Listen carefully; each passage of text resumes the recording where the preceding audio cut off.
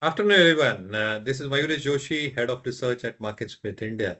Now, largely, markets में कुछ हो नहीं रहा था, right? The markets touched an all-time high, but somewhere I think the broader market seem to be still in pain, and I get a lot of messages stating that हमारे portfolios में तो इतनी optimism दिख नहीं रही है जितना markets all-time high पे है. Obviously, I think the markets are going through a consolidation phase.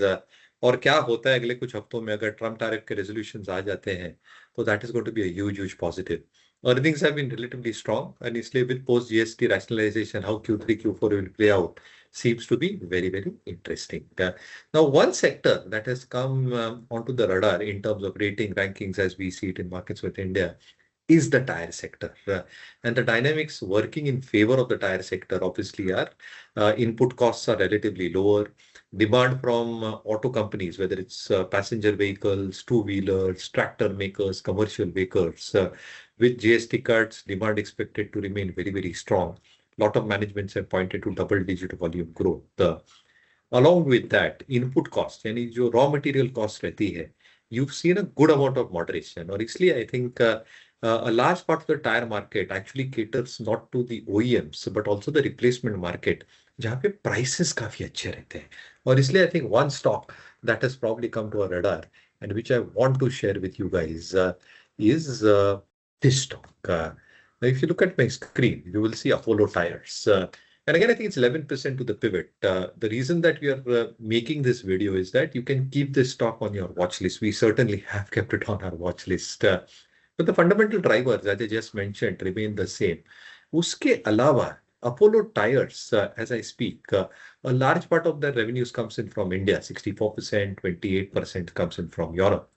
And within the product mix itself, replacement is around 63%, with OEMs at 28% and exports around 11 or 12%. What this really means is a large part of their market is replacement driven, which is margin as well as revenue accretive because replacement demand will keep on coming back.